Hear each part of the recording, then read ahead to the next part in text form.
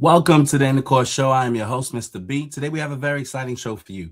We are updating you on the latest developments in the Iran war. And there's been a lot to update. To do so, we are going to join a publication that does a fairly decent job of giving accurate information. The company is called Firstpost. They're actually a news organization based out of India. And I feel that they give the most fair assessment and analysis of what's actually happening with this war. So without any further ado, let's jump right into it and see what the latest developments are in this war.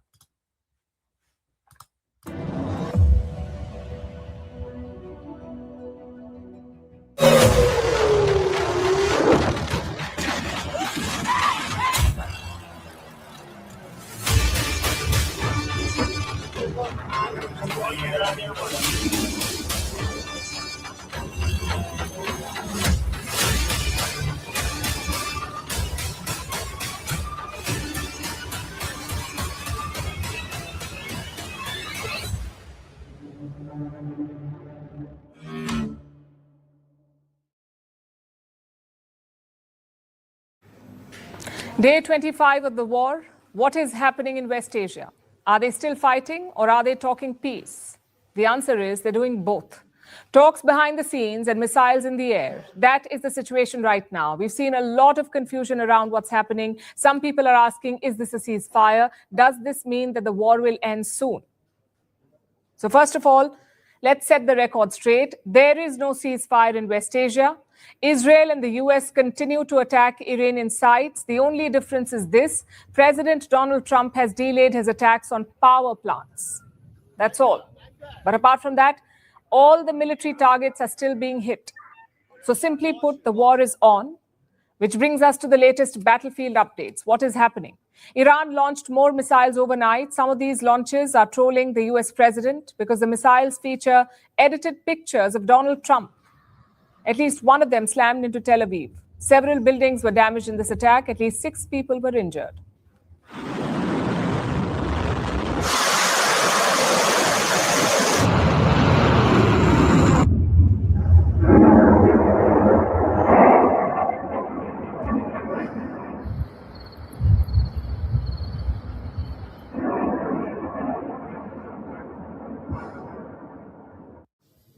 Another missile hit northern Israel, and this comes after 2 major hits over the weekend. So clearly, the cost is in Bahrain. So far, no damage has been reported. In the Strait of Hormuz, the situation remains unchanged. Iran's military continues to be in charge. We've seen the US try to destroy some of Iran's maritime capabilities, yet Tehran appears to be confident. They say they can control the strait without laying sea mines.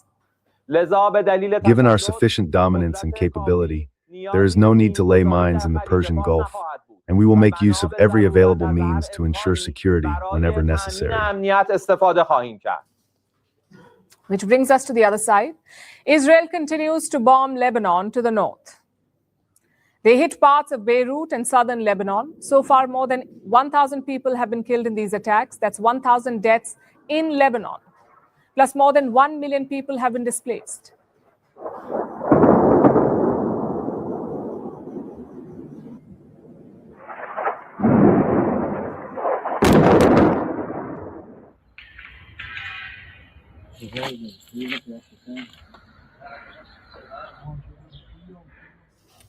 Israeli soldiers and tanks are moving in. We've told you about this before. Israel sees Lebanon's Litani River as a natural boundary. Their goal is to control the area to the river's south.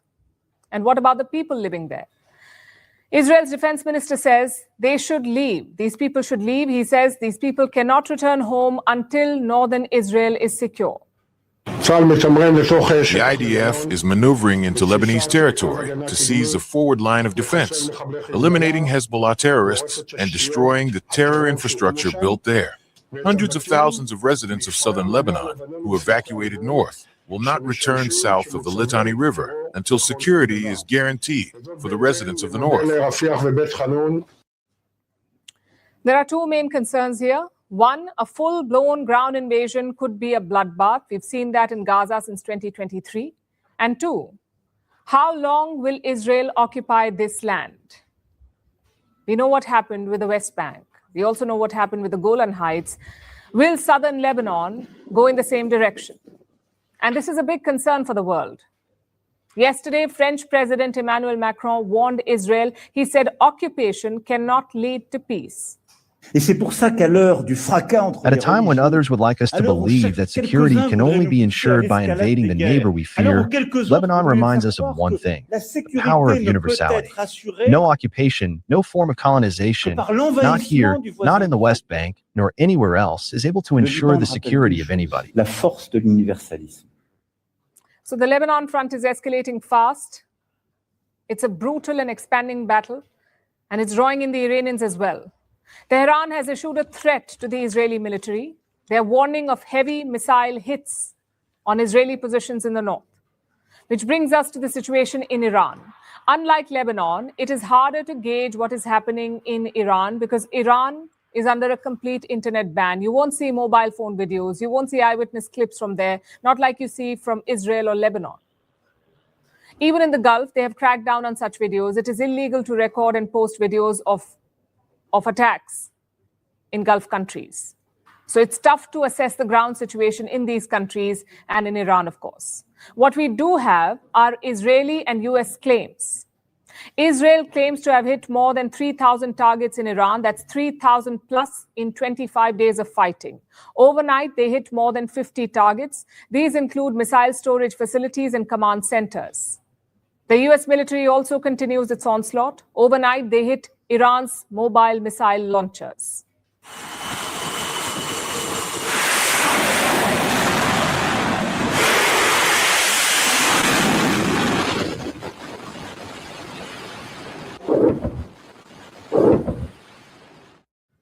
The US military claims Iran is desperate, which frankly is not surprising. This is an existential threat for the Iranian regime, so naturally they are desperate to survive. The regime is on alert against possible rebellions. Their supporters have been mobilizing on the streets. Yesterday, a large protest was organized in Tehran. Many of the protesters were shouting, "Death to Trump."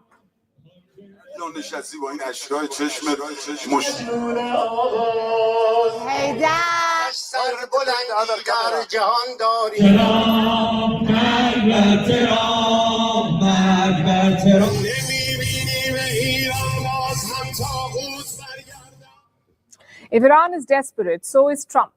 He wants a quick resolution to this war. Yesterday, he admitted that he wants a deal with Iran. Basically, this is not some fight to the finish. This is a fight to a deal.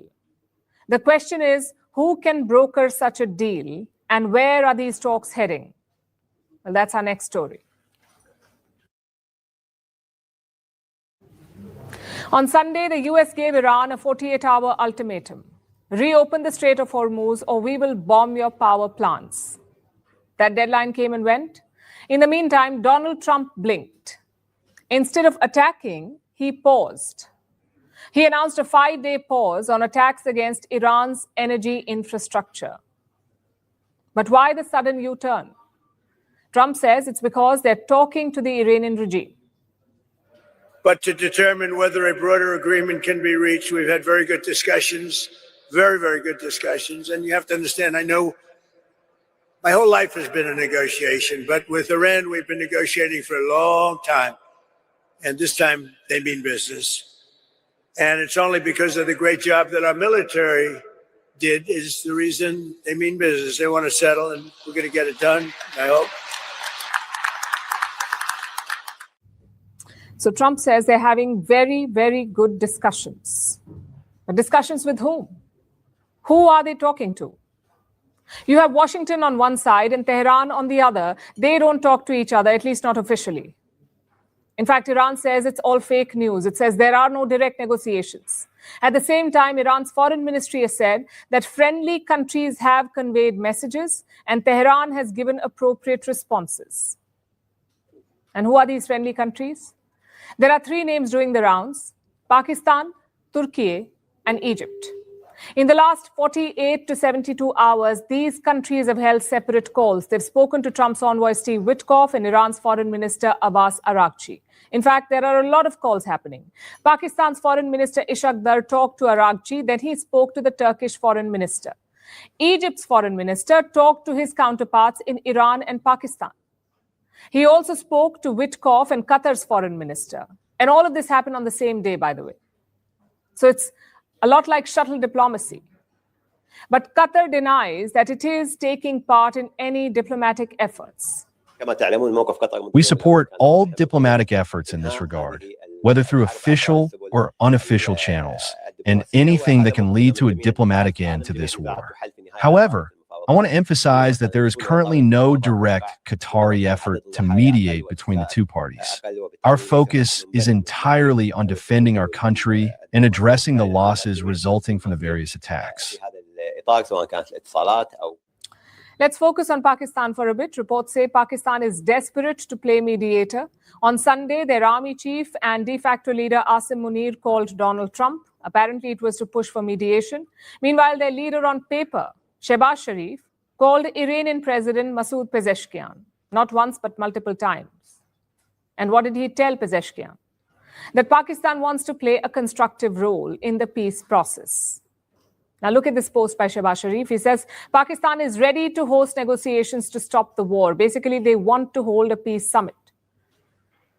Trump has now reshared this post on Truth Social. Reports say it could be a summit between US Vice President J.D. Vance and the Iranian speaker, Mohammad Ghalibaf.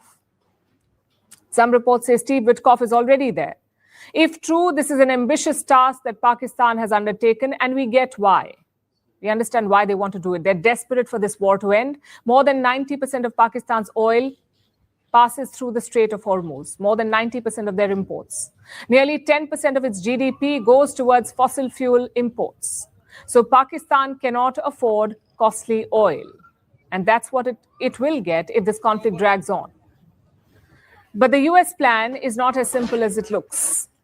They don't just want to end this war. Reports say they're also trying to pick Iran's next leader.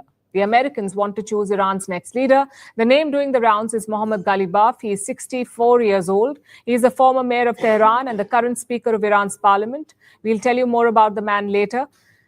But some White House officials see him as a quote-unquote workable partner.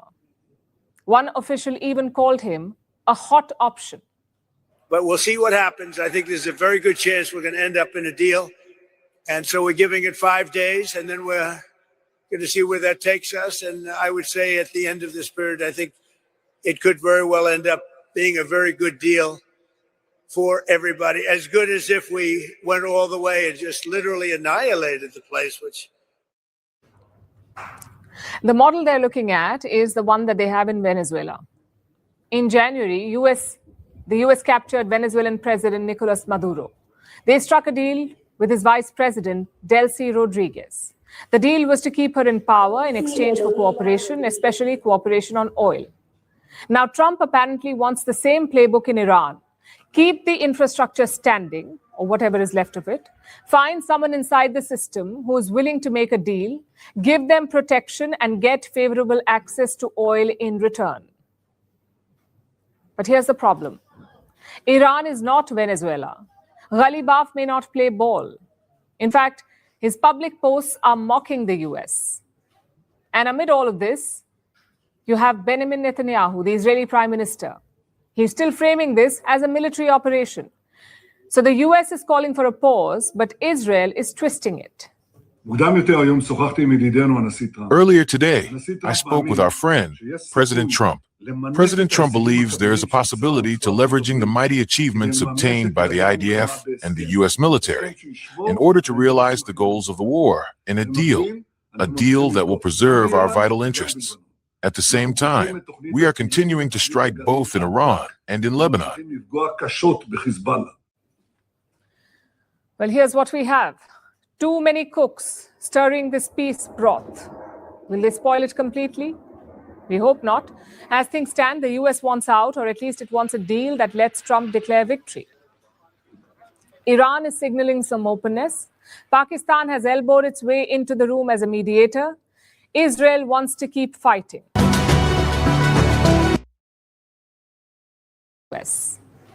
And amid all of this, you have Benjamin Netanyahu, the Israeli prime minister. He's still framing this as a military operation. So the US is calling for a pause, but Israel is twisting it. Earlier today, I spoke with our friend, President Trump. President Trump believes there is a possibility to leveraging the mighty achievements obtained by the IDF and the U.S. military in order to realize the goals of the war in a deal that will preserve our vital interests. At the same time, we are continuing to strike both in Iran and in Lebanon. Well, here's what we have. Too many cooks stirring this peace broth. Will they spoil it completely? We hope not. As things stand, the US wants out, or at least it wants a deal that lets Trump declare victory. Iran is signaling some openness. Pakistan has elbowed its way into the room as a mediator. Israel wants to keep fighting. Most players are talking about talks. The diplomatic machinery is moving, but don't hold your breath for peace.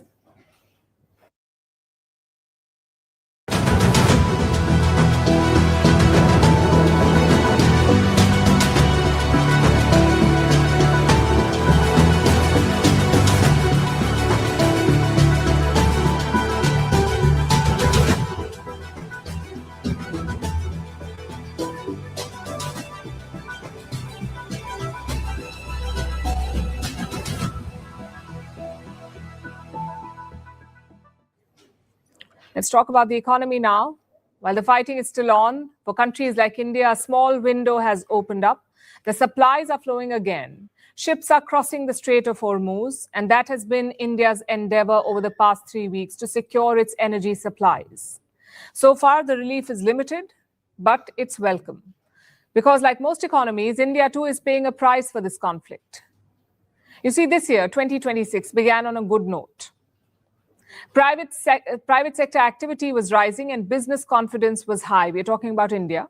But then the war broke out in West Asia, and its impact is showing in the economic data. There is a number that economists watch closely. It's called the PMI, the Purchasing Managers' Index. Think of it as a monthly health check for the economy.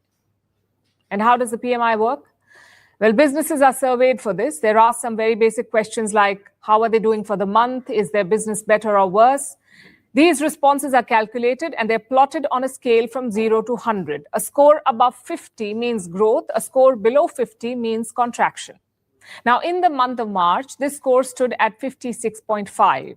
It may signal growth, but that's not really the case because this is the lowest reading since October 2022. In February, the PMI index stood at 58.9.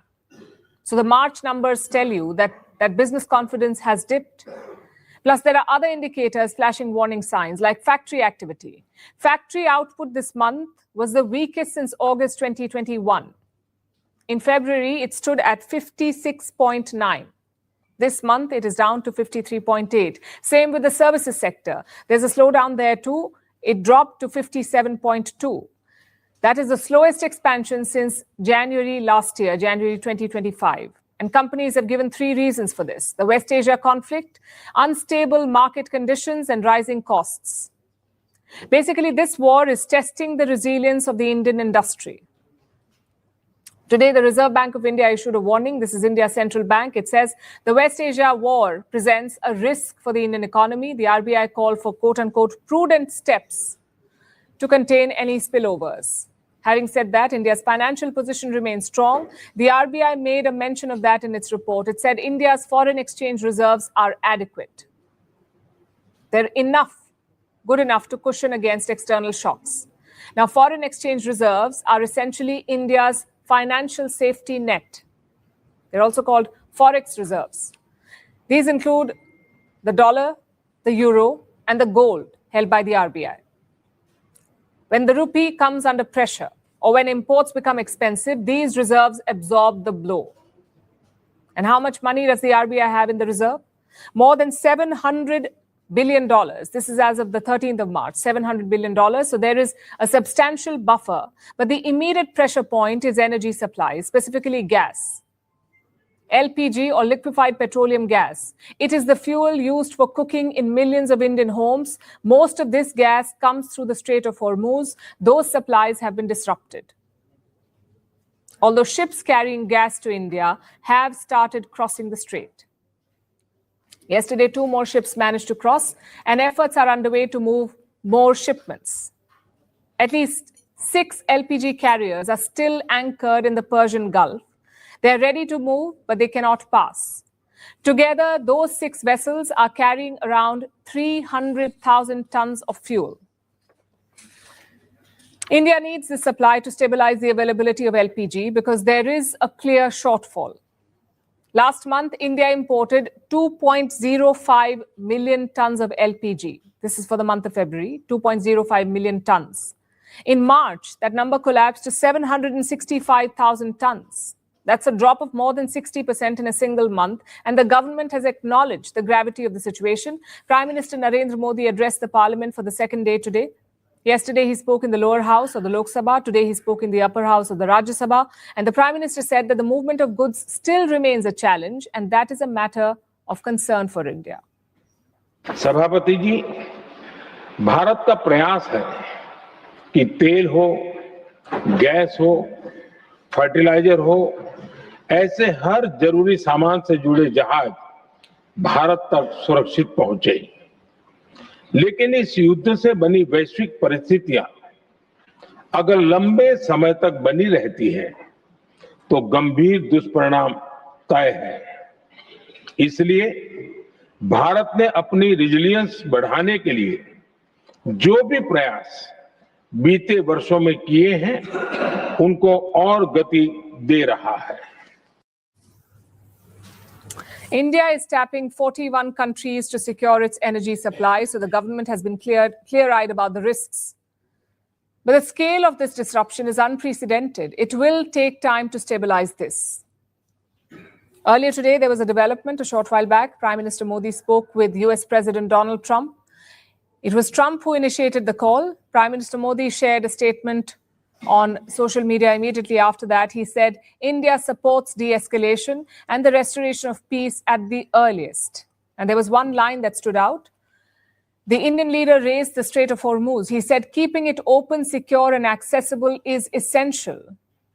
And the Americans have echoed that. US Ambassador Sergio Gore has also issued a statement about this call. He confirmed that the Strait of Hormuz came up in the conversation. So it seems that India has clearly expressed its position on the energy crisis to the US.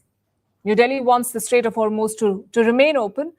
Now, Trump may believe that this conflict is winding down. In his mind, he may have hit the pause button, but the war is far from over.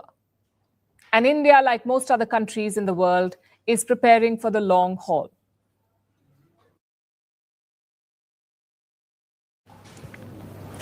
There's an old saying in journalism, follow the money. Let's apply this approach to this war, to Donald Trump's U-turn on Iran. Why did he suddenly declare a pause? What explains Trump's climb down? Could money be the reason? And I'll tell you why I asked this.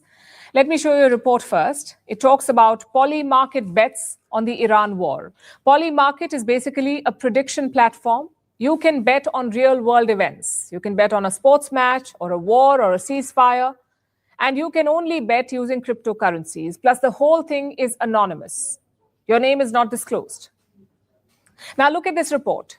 It focuses on 8 accounts.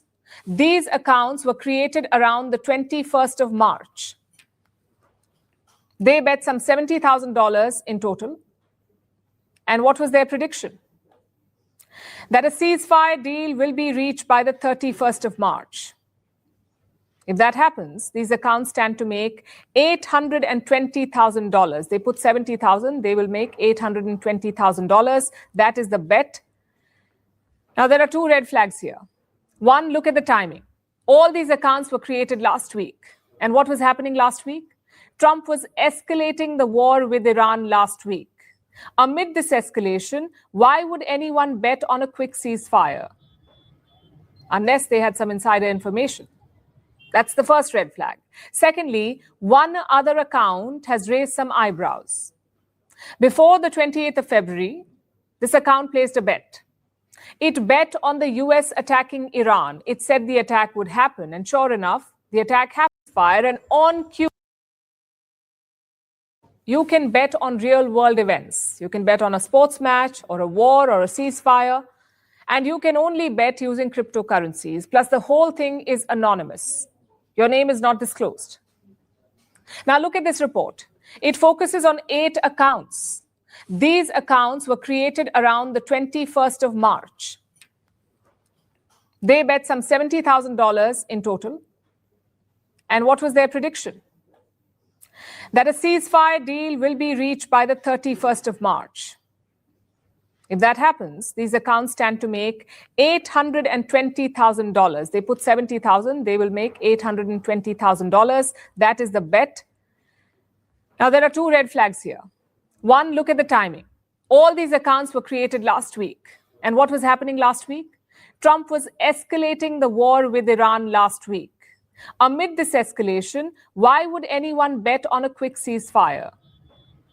Unless they had some insider information. That's the first red flag. Secondly, one other account has raised some eyebrows. Before the 28th of February, this account placed a bet.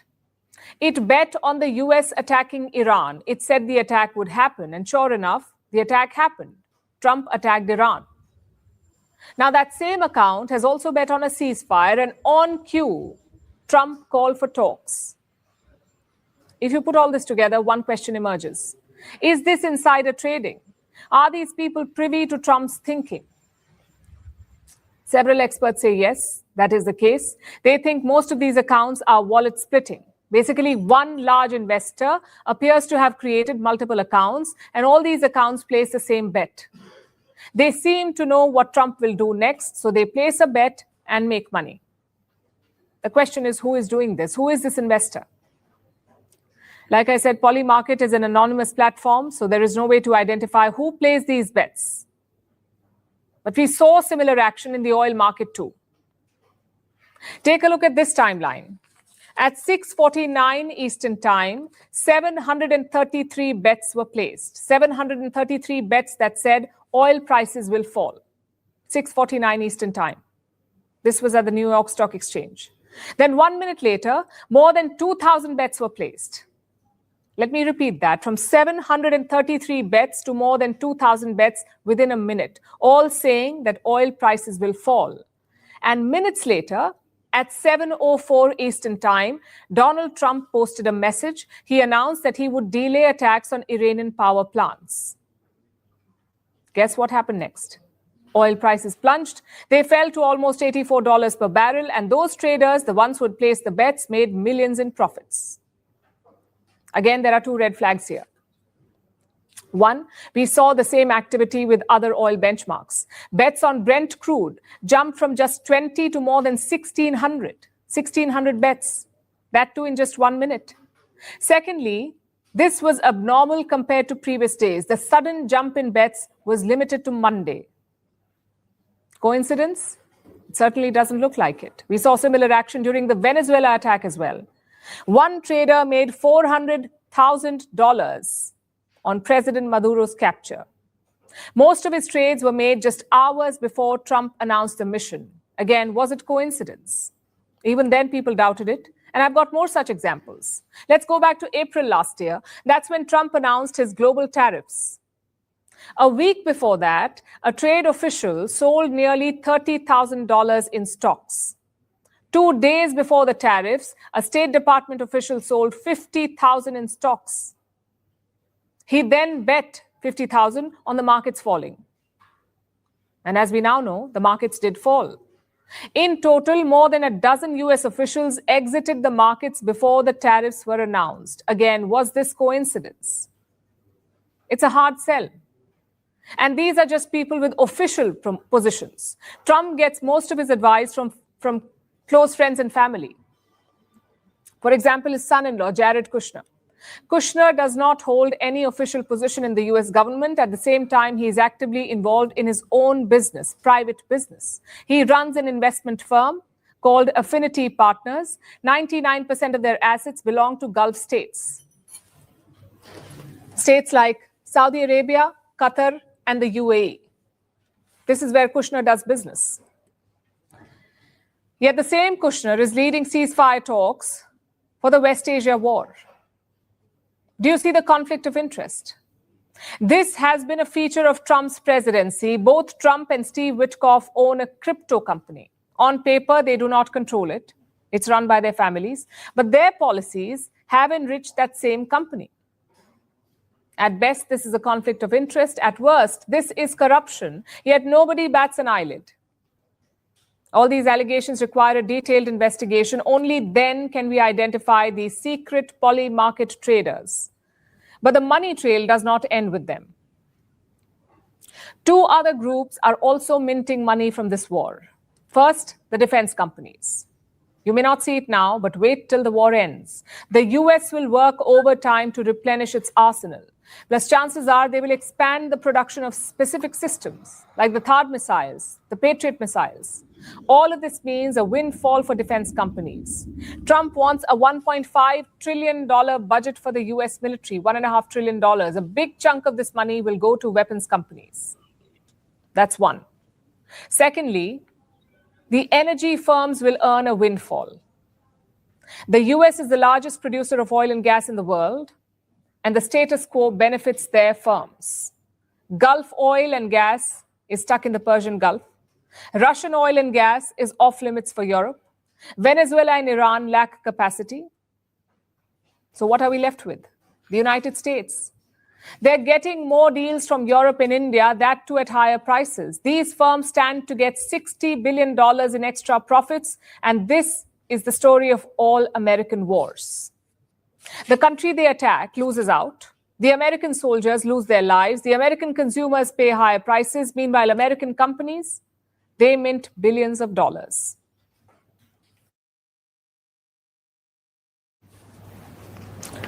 The war in West Asia has done something that economists have feared for decades. It has disrupted the flow of energy on a scale never seen before. From Seoul to London, from New Delhi to Beijing, every government is scrambling. None of them have a silver bullet for the problem. The response to the shortage is varied. Some countries are releasing emergency reserves. Some are telling citizens when they can take out their cars. Some are freezing fuel prices before anger spills onto the streets. And at least one country is going in a completely different direction. It believes this crisis is not a problem to manage. Instead, it's an opportunity to transform. Tonight, we break down the tools that various governments are using to survive this shock. The world is running low on energy. And it is not a gradual decline, it is a shock. A war in West Asia has disrupted the flow of energy like nothing before it.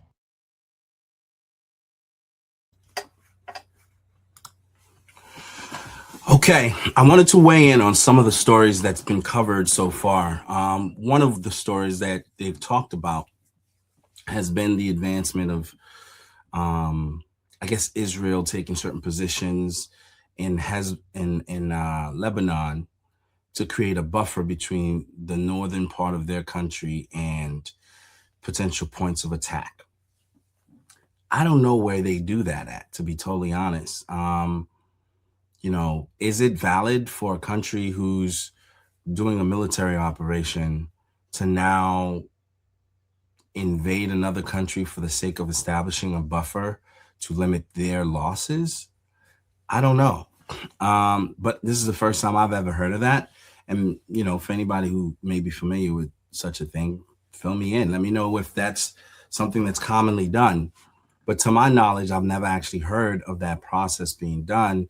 And it seems like it's a tactic that's being done now. This would align with what some of the critics of this war would say, in that Israel's whole ambition was to expand their territorial reach so that they can expand greater Israel.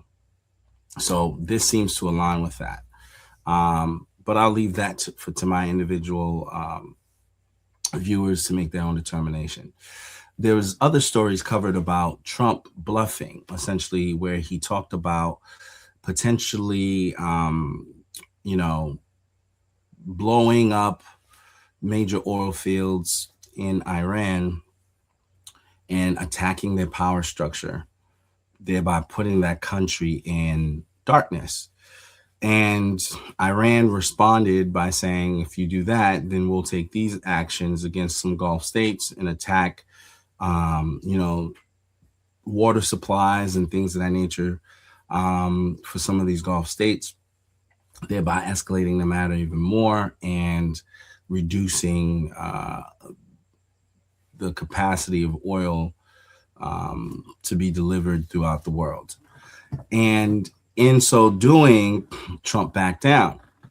Now, it is true that I think the United States are putting themselves into a corner, because when the war gets so broad, you get to a point where you can't even identify what a win is anymore. And I think that's where Trump is at. I mean, yes, you can go on and say you annihilated them. Your military was superior. You are able to take out a lot of military points in there. You've done a lot of destruction. But strategically, they're far ahead of the game in that they're disrupting vital resources from being able to circulate throughout the world by their ability to control the Strait of Hormuz. And no matter how much you blow up certain parts of their country, and it's a massive country, I might add, 100 million people, they're still, have resolve to stand up for themselves and to fight for their dignity. And that's what they seem to be doing. And when you have that element, unless you plan to be there a long time, and Trump's limited to a 4-year term, I don't know that he has the ability to go the distance. And Iran at this point is fighting for their survival. So they have no choice but to go the distance. So there's limitations that Donald Trump has that Iran doesn't have. And they're a very proud people. And even if you were to destroy them militarily and impose a leader upon them, who's to say that the population will ever really accept it and allow you to implement a new system? That's where you can't do certain things with force and expect that to be the way forward. And this is why you see Macron stood up and was saying, you're not going to make friends with bombs. You're not going to be diplomatic through war. Like there's ways that you got to go about things, because as much as you try to impose your will militarily on someone, you haven't won the hearts of the people, and they will always rebel. I mean, Afghanistan is the best example of that. So that's another story that I feel like, the Trump administration bit off a bit more than it can chew, and there's some benefits in scaling back. Now, that story specifically ties to there's people in that administration who seems to be doing some insider trading based on information they have. They're going through an anonymous site to make trades on things they know, on decisions they know will come down the pipeline. And they seem to be expanding their operations. Now it's not one individual making a trade. There seems to be a network making trades within minutes of this, big decisions coming down the pipe. And that is somewhat fishy. That's not a good look. That does imply there's some insider trading. Now, Donald Trump is notorious for attacking, the Nancy Pelosi's of the world for, insider trading tactics. And he's not wrong. She's probably one of the biggest culprits when it comes to that. But it does not give you a moral high ground if people within your own administration does the same thing. And that's the part of politics where, you don't really know who's on what side. When money is involved, and if people have the wrong relationship with money, they're going to cut corners, and they're going to figure out how they can put more money in their pocket by using whatever advantage they can. And then you will have other aspects where, certain countries are being impacted in the economy, and India being one of the major countries impacted is, trying to find ways to create contingency plans with the hopes that this thing ends soon. But again, these things are not sustainable. Even if they were created to create this contingency plan, when you're managing 1 billion plus people, there's not enough contingency plan, enough rich with enough resources to keep the people fed and to keep the people productive and to keep the people essentially unaffected by this war. So the more and more it drags on, the more pressure that it's going to put on the U.S. and Israel, who are the ones who provoked the war, to answer the call to the rest of the other countries. Now, when I say provoked the war, I'm not saying there wasn't conflicting events that happened. I'm saying, they essentially shot the first shot. They took the fight to Iran. And because they were the one who shot the first shot, the world is going to view them as the ones who provoked the aggression.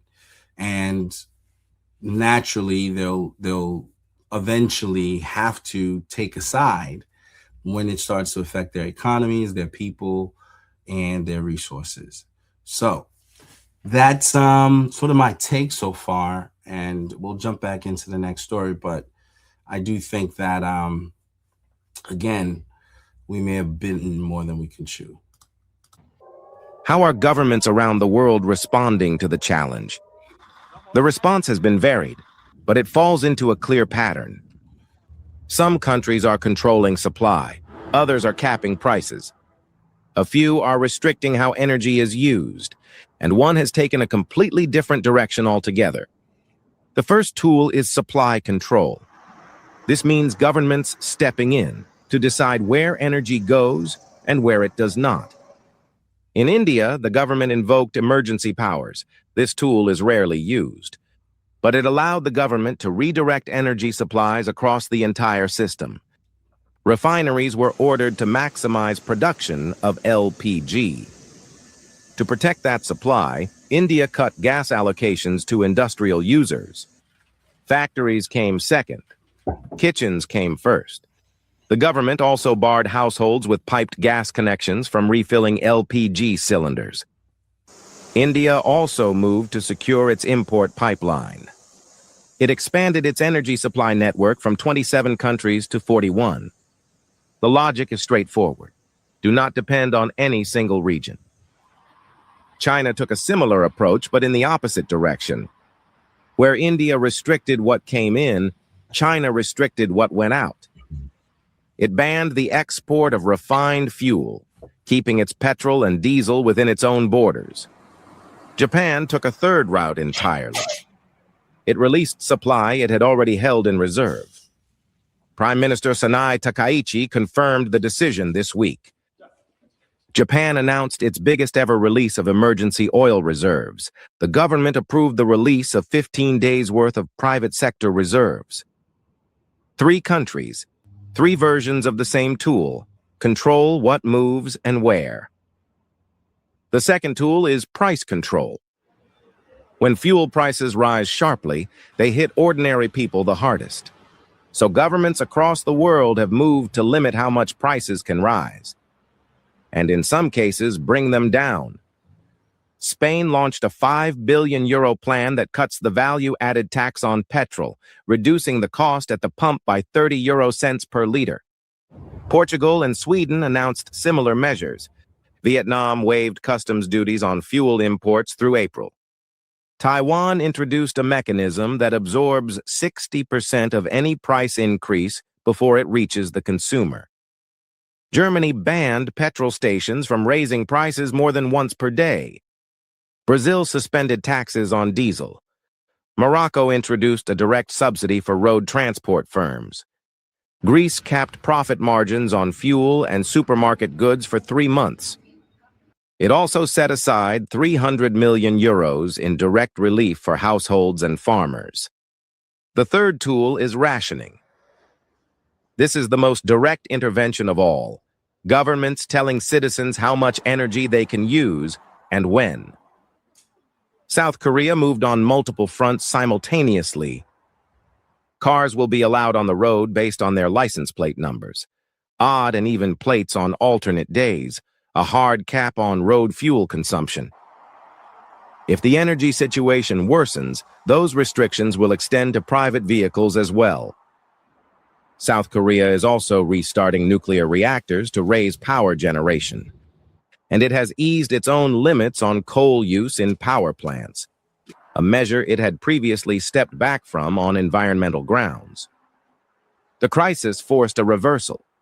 Elsewhere in Europe, Slovenia became the first European Union member to introduce fuel rationing. And then there is Britain. Where most governments are buying time, Britain is using this crisis to accelerate a longer-term shift. The government introduced new rules requiring heat pumps and solar panels in all new homes across England. The message from London is deliberate. The solution to an energy shock is not just more supply, it is less dependence. Experts have called this the largest energy crisis yet. No single tool will be enough to resolve it. And the world's response, fragmented, urgent, and still evolving, makes that perfectly clear.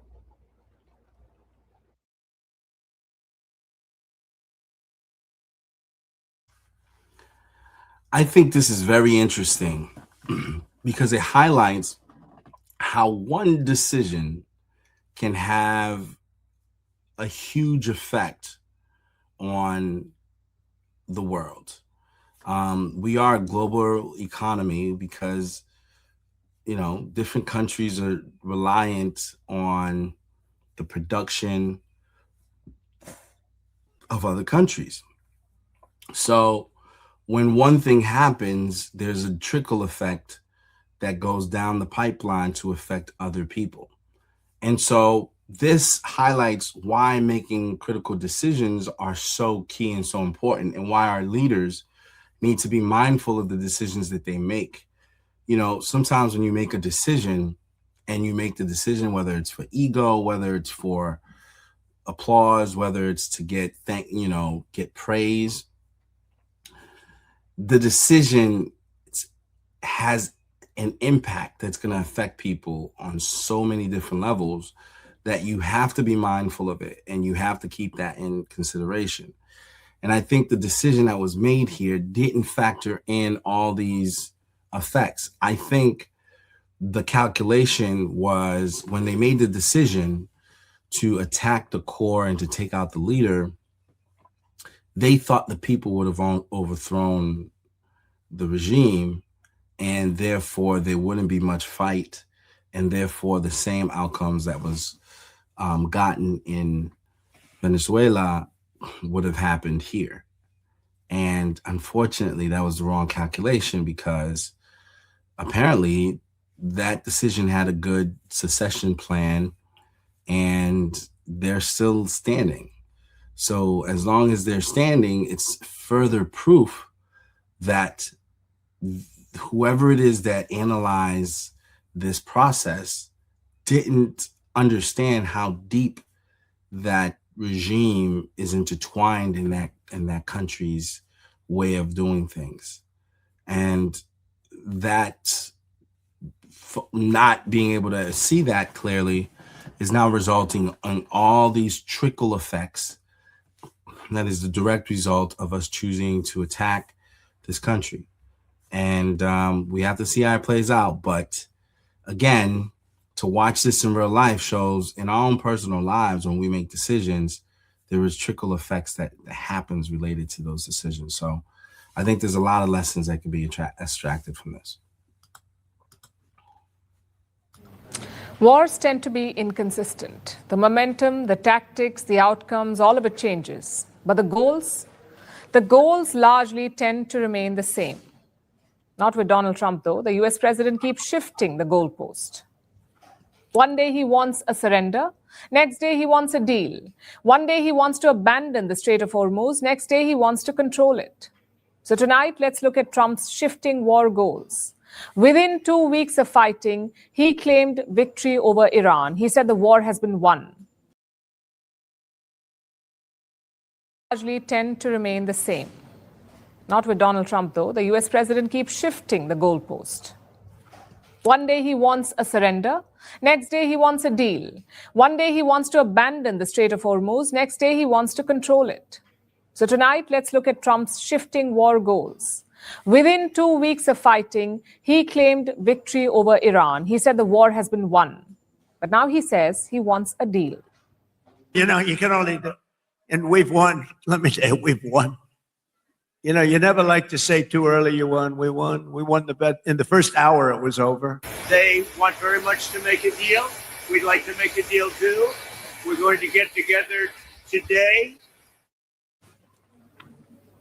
How about that? Trump says he won in the first hour of the war, yet 25 days later, he wants a deal. It doesn't make any sense. Why would you negotiate if you've already won? You wouldn't, unless, of course, you lied all along. Flip-flop number 2, the issue of regime change. After Trump launched this war, he had a message for the Iranian people. He asked them to topple the regime and take control. But now he says the regime has already changed, that there's been some kind of automatic regime change. Now, just to be clear, the Iranian regime is very much in control. In fact, Khamenei is still ruling Iran. It's Mojtaba, the son of former Supreme Leader Ali Khamenei. So where exactly is the regime change? When we are finished, take over your government. It will be yours to take. This will be probably your only chance for generations. Now, in all fairness, everybody's been killed from the regime. They're really starting off. There's automatically a regime change. But we're dealing with some people that I find to be very reasonable, very solid. I'm not sure what an automatic regime change is, but it has certainly not happened in Iran. Next is flip-flop number 3, the Strait of Hormuz. Let me show you what Trump said on the 21st of March. The Hormuz Strait will have to be guarded and policed as necessary by other nations who use it. The United States does not.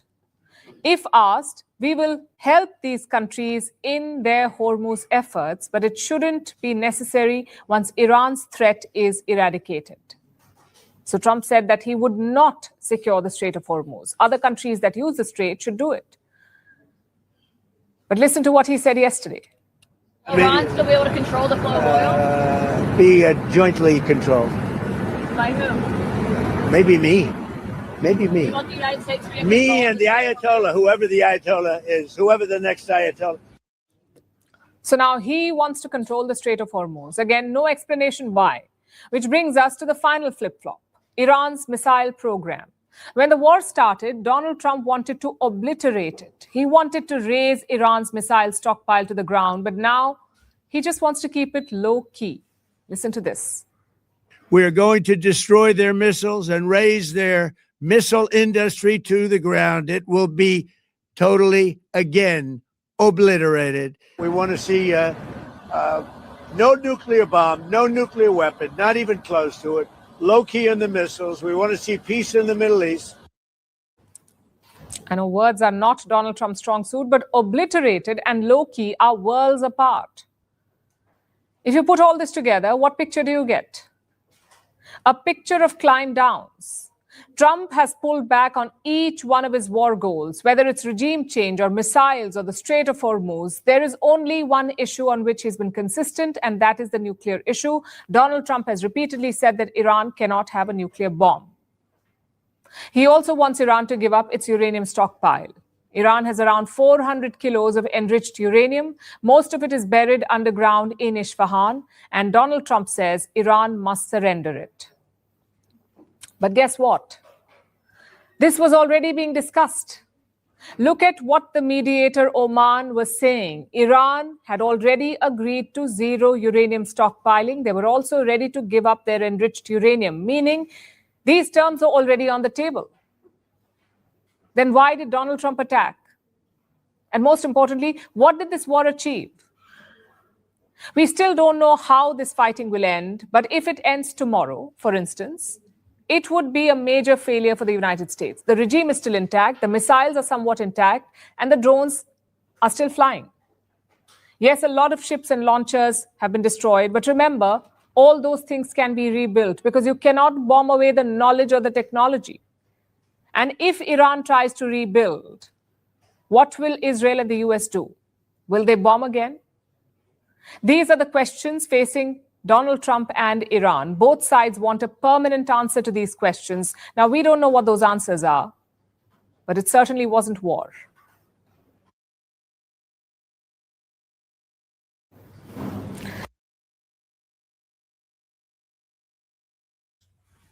Again, very great points raised here. and this is why I've taken a position I've taken. Trump was, in my view, on his way to cementing a phenomenal legacy, being a comeback phenomenon, politically, to win presidency again after he had been attacked in the manner that he was attacked. He had done some things that I think in the eyes of the people, they credited him for. And the moment he made this decision to enter the war, he started to lose credibility in the eyes of some of his biggest supporters. You have the Tucker Carlsons, you have a few other people. And the reason why is because I think there was a part of Trump that maybe felt the moment got too big for him, and he just loved the applause and loved the appreciation. And there were people who were telling him how much greater his legacy could be should he take that decision. And I think in taking the decision, the risk of trying to get your legacy to be even greater than what it was also came with the potential of you staining your legacy. And what she has pointed out here, which I think is a valid point, is that it's hard to see where the wins are, because if all these things was already on the table and you could have achieved it without going into war, without incurring, close to $50 billion worth of debt, and then asking for an additional $200 billion, without, causing food prices and gas prices to go up, without, creating a situation where the Strait of Hormuz is closed and people can't get access to oil, and countries now have to ration and put contingency plans up. These aren't things that helps to build your legacy. These are things that help sustain your legacy. And it doesn't necessarily leave people with a positive impression. And then you have a scenario where the president, is starting to, move in such a way where there was a case where the Supreme Court reined him in, and potentially the U.S. may owe people money who, filed lawsuits against them saying that, the actions taken by the president in implementing tariffs overstepped his authority. So these are things that makes things sticky on his legacy. And it's an unfortunate thing because I want to see the guy win. I have a positive outlook on him because I think the guy's by no stretch of the imagination perfect, but I think I tend to agree more on some issues with him than I do with others. And so for this situation, I just feel like it just redirected the conversation to something that is not painting his legacy and his presidency in the best light. But, we still got a few more years to iron it out, and I guess we have to play spectator and see what happens next. But again, I don't know that the decision was the wisest. So as the war continues, the U.S. is looking for someone to talk to inside Iran, someone who can negotiate and possibly help shape what happens next. President Donald Trump says contact has been made. He says the U.S. officials are in touch with a respected figure in Iran. But that figure is not Iran's supreme leader, Mujtaba Khamenei, the new leader. So who is Washington talking to? We don't know yet. Reports say it could be Iran's parliament speaker. His name is Mohammad Baghir Ghalibaf. He's a man who has spent decades inside Iran's system. He's now being seen as a possible channel of contact. He himself has obviously denied any talks. Still, interest around him is only growing. So who is this man? Who is Ghalibaf? Is he America's choice in Tehran? Our next report explores. In a small town near Mashhad in northeastern Iran, a shopkeeper raised a son. Nothing about that story seemed remarkable at the time, but that son grew up to become a man the world is now watching closely. His name, Mohammad Baghir Ghalibaf. When Iraq invaded Iran in 1980, he was just 19 years old. He signed up for the Revolutionary Guards.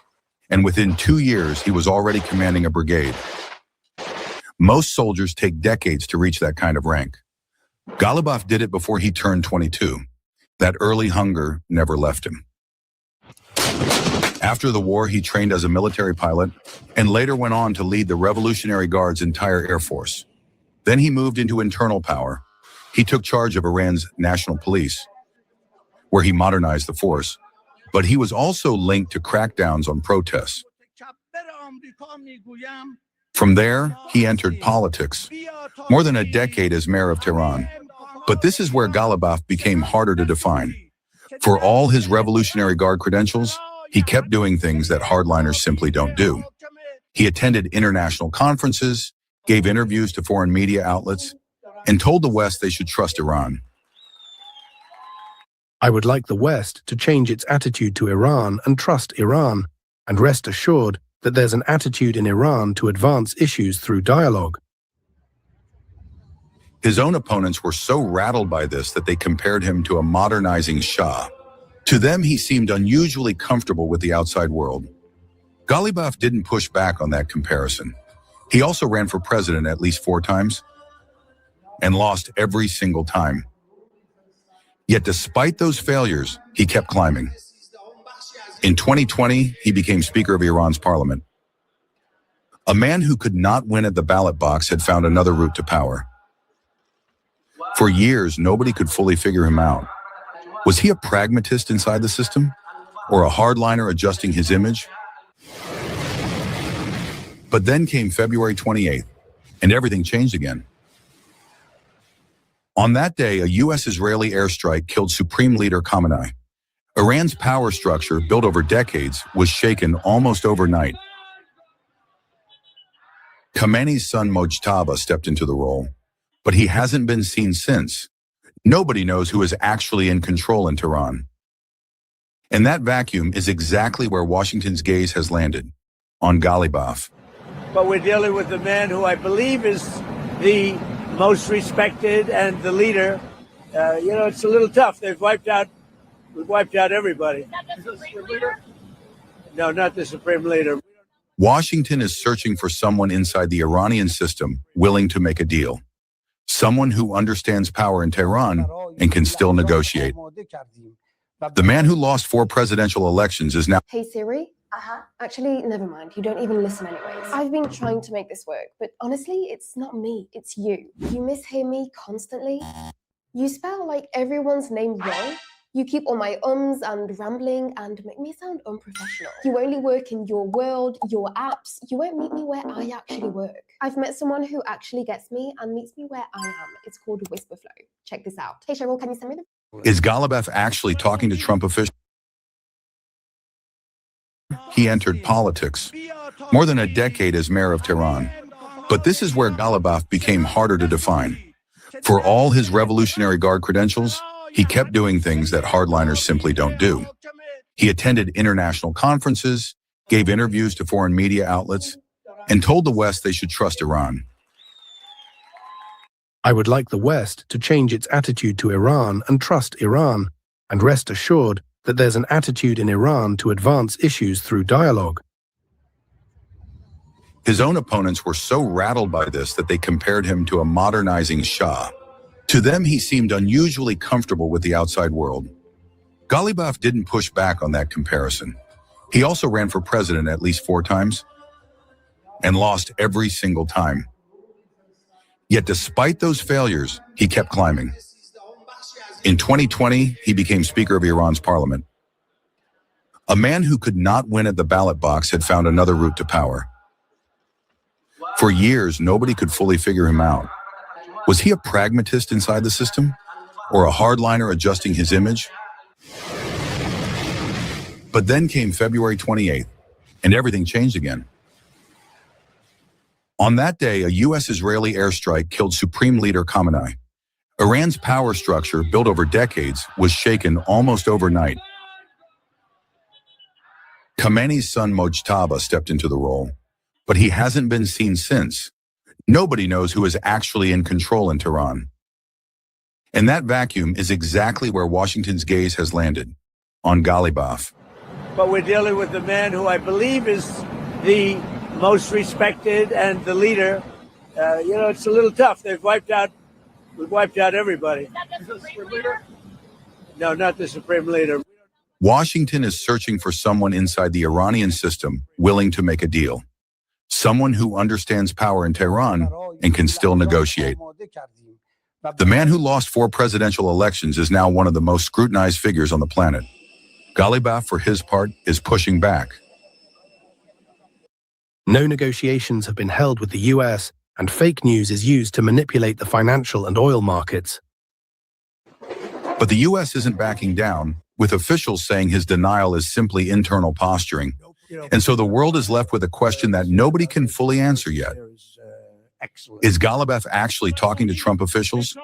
If he is he the man who ends this war? And does he really have the power to shape what comes next?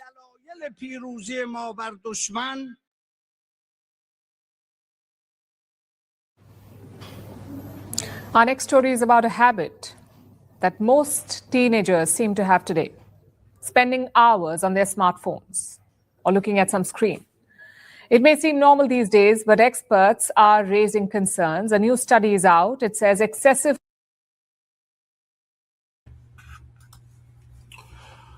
Well, there we have it. That was the latest updates from the Iran war. We'll continue to keep you guys posted on what's going on. Again, I try to use a third-party source. It's hard for you to believe what's being pushed through our mainstream media. There's a bunch of people who owns that type of media that wants a certain messaging going out. So that guarantees that you're not necessarily going to get the full story. So my point of view is, it's then on you to find sources that you can rely on as, good, unbiased sources to get information from. So I've chosen this particular platform, and, I'm sharing it with the people who follow me, so that you can be, in the know about things that are actually happening. So with that said, I thank you guys for joining me. Once again, it's Mr. B with the Intercourse Show. I definitely ask that you stay connected. If you're not already a subscribe member, like and subscribe, stay connected, weigh in, comment, let your voice be heard. That's sort of the premise of our whole channel, is to allow people to weigh in on current events and other things that are being talked about. So thanks again for joining me, and until we speak again, God bless you guys.